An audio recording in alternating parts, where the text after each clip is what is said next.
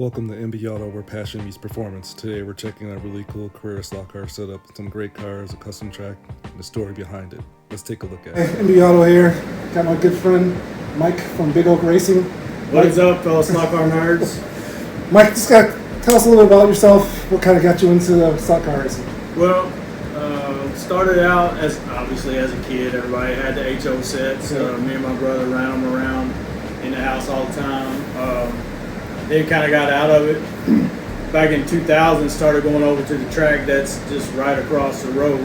I mean, literally right across the road. 2 minutes to get there. From here? Yeah, with the boys. Is it still over there? Yeah, they're running tonight. They're running NAS trucks and modifieds. What time tonight? Well, the first race was, I think, 6:30. I think if we get over there by 7:30, 6:30. we could probably hook up. with some guys that let us borrow some cars and race, and you get some videos. But we started going over there early 2000s. They were running Lexan bodies and stuff like that. Now they run H&R chassis with 124 model bodies over there. So we did that for about 3 years or so, and then they started getting the teenage years and started getting into girls and stuff, and they didn't want to hang out with cops anymore. So yeah, and then I was thinking about train sets back in October 2023. Yeah. And thinking about train sets, and I started researching and stuff. And if you didn't have a layout with like a switch yard and everything, and I saw guys, they had these cards and they had tasks, and this car was going to hook up in certain orders, just like they would in real life, right, on the rail yard. And then they had a destination, and at this destination, they were going to drop this car off, and then take it to. And I was like, it's not any fun. You didn't have task oriented. So I thought, well, slot cars. Started looking at Carrera. Thought the boys would be interested in starting it up again. They're both grown, and they said, yeah, we're all for it. So I started with the retro set right there, the 3 cars, 30-footer track, built that, and it just kept on. We was in that corner, far corner back there, till about, 8 feet, 10 feet, and it just kept going and going and going. I'm going to ask you, why Carrera? I like the digital aspect of it. 2 lanes changing, cars running on the same lanes, all that stuff. I think just like everybody else, when they see the digital for the first time, they're like, yeah, that's where I want to be. Because 6 cars, and now with the racing up at Woodslot with the oxygen and stuff, you can get more cars. I think we had 8 up there, and then they had 11 at Gilmore. Okay. So you can get more cars on the track, and I'm not going to sit here and say it's more like real racing, but as far as the aspect of racing and being a real life situation, changing lanes to pass somebody, it's just where I think that the future is now. Analog. I am running some analog stuff here, but because I got the switch, so I wouldn't have to keep putting decoders in everything. It was it's paid for itself, and just the amount of cars that I bought. That's why I asked you about cars. So I'll see a collection over behind my shoulder here. I'll take a picture of them and show everybody, but your collection, what's the real number and the wife number? The real number is I don't know.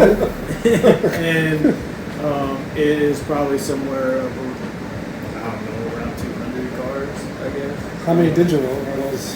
The majority of them is digital, probably 120. Okay. It's well over 100. It's ridiculous. It's a sickness. But do you have a favorite? Out of that 200? Favorite car or favorite brand? Or? Oh, that's good. I didn't think of that. It's a brand and car. How about that? Favorite brand probably is the NSR. Okay.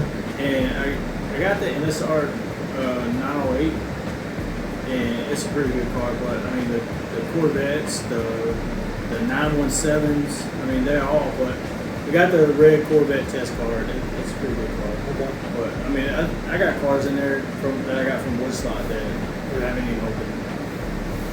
There's at least 30 cars that I haven't opened.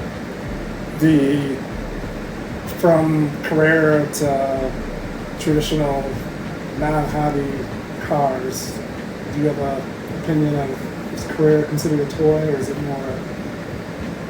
I think they're all considered toys. Yeah. They're just high end. They're some are more high end than others. I mean, of course, they're the higher end you get, they're not as durable. But Right. to me, they're all toys. And is a Carrera a toy that you can get and put your kids out? I had my 3-year-old granddaughter out here on occasion, and you can turn the speed down. Yeah. Let her. She holds the plunger all the way down, and she don't give it a second thought. So Right. I mean, they take a beating, and I think that's why they're made like that. Yeah. I mean, they're made durable, in my opinion. I mean, of course, you're gonna lose wings and you're gonna lose mirrors and stuff like that, but I don't know. They're all toys to me. I agree. I We're think- just old men, or older guys playing with toy cars. Right. I consider they're all toys. It's a slot car going on the track and trying to have fun with it. Speaking of your track, we're going to kind of cut and show you your track. So tell me a little bit about your track. I'm going to flip around live for us here. Really like See, the it's way a that Carrera it goes track. around and it kind of cuts back in. You got the hairpin squeeze down there. But all this other stuff, I didn't have any R1s except for that hairpin in there, so I wanted to incorporate those. This track's only been done for about a week, and so I wanted to put some 160, so I threw a little 160 in that turn down there where the pavilion. Down in here, and then this section right here. Yeah, that's a 160 right there with all the skid marks or whatever on it. And then down here is into two 160s down there. So I knew I wanted to incorporate that back into it. The pit lane, I used two 130s, cut them in half to get that little offshoot, a little wiggle right there, so I could put. I knew I wanted to do some stuff in the middle there. And the only way that I could do that and run 124 cars is to create some space. So I saw Crafty had done it, so I did it. A lot of that stuff in the middle there is peat, or some of it's peat stuff. So what is this orange box down here? What's this? So this orange box is Pete from Show Me Slot Cars is creating, or in the process of creating a command center. So this command center connects to Smart Race via Bluetooth, and you can control it as a race control. And then these boxes are driver stations. So the driver stations will show your position, last lap, best lap, how many laps, if you have any penalties in the gap, if you're in the lead, it'll show you're in the lead, but it'll show the gap between you and the leader as you cross the start finish line. Got a stop button or a call button, and then this ring is the fuel light, and as your gas goes down, of course, it changes colors. So it'll be green when the race starts. At 50% it turns red, or turns yellow, and then at 25% it turns red. And then when you go in and get gas, it'll flash white and green when you're full. So, and that's been a pretty good. So I got 4 of those driver stations around, but yeah, once you set the race up, you can control it all from this.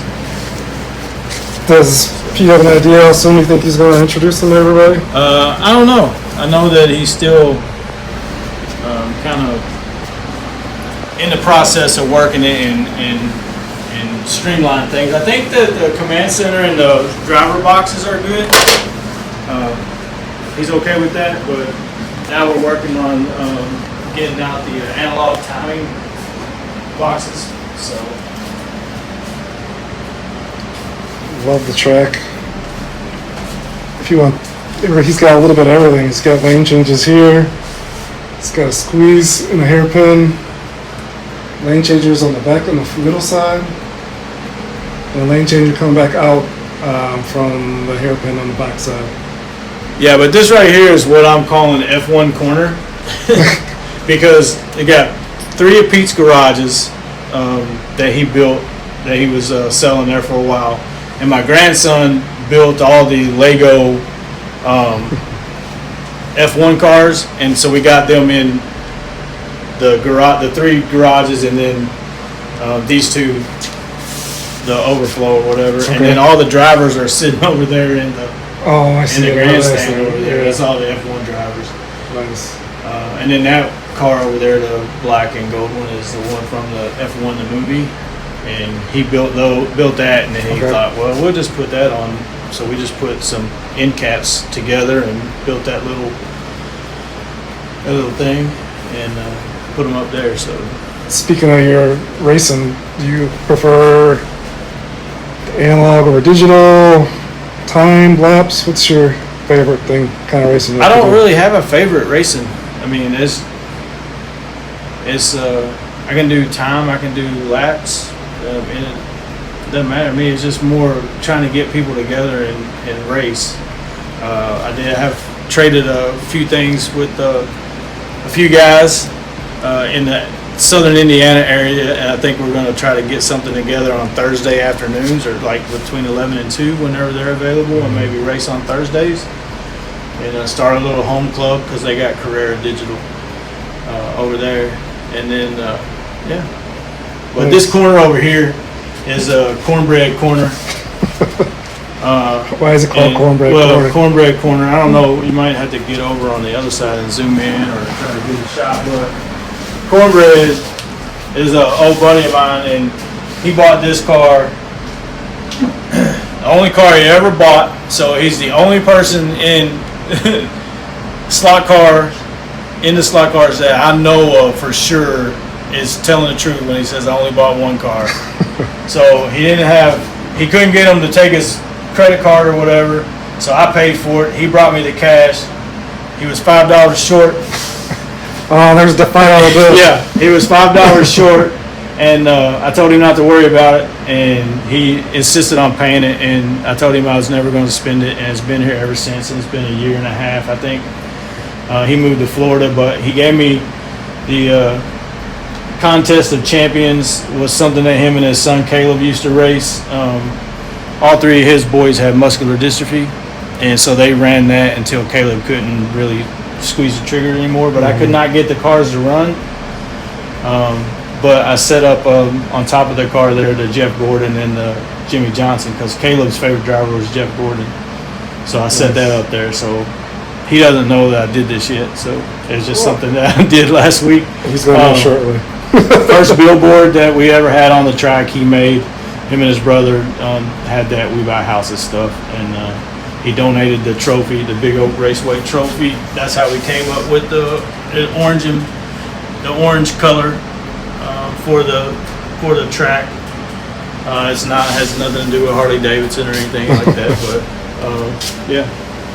that's Cornbread's Corner, and that, hopefully he'll get back up here and we'll race again. But all right, Cornbread, we're calling you out. Get up here back home, and we can get some racing done. But yeah, that's all right, Mike. This is the last thing we have.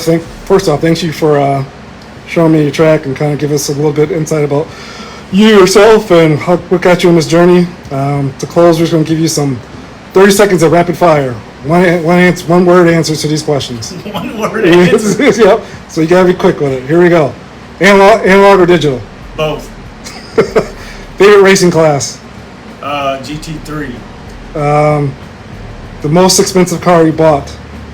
Dollar amount.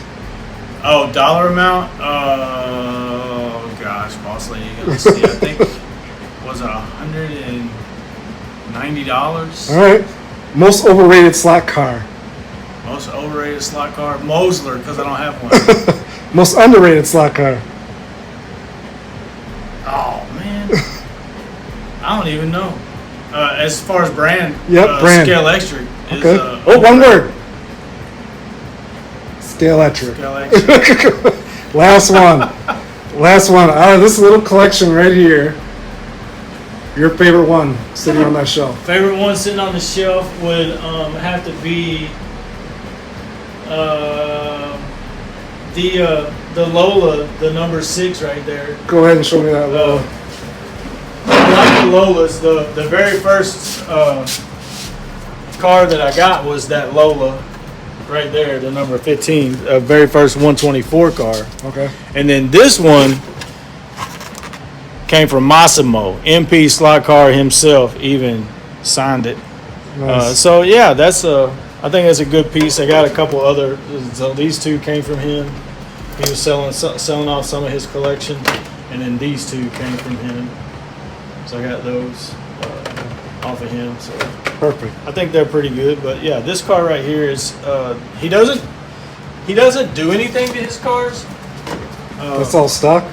Yeah, well, I took the magnets out of it, Yeah. and I scuffed up the tires a little bit, but he didn't. It ran really good without doing that. But to my knowledge, just the cars that I've gotten, he doesn't do anything to them. Wow. He puts them on the track Wow. and runs them, and they run. This one runs fantastic.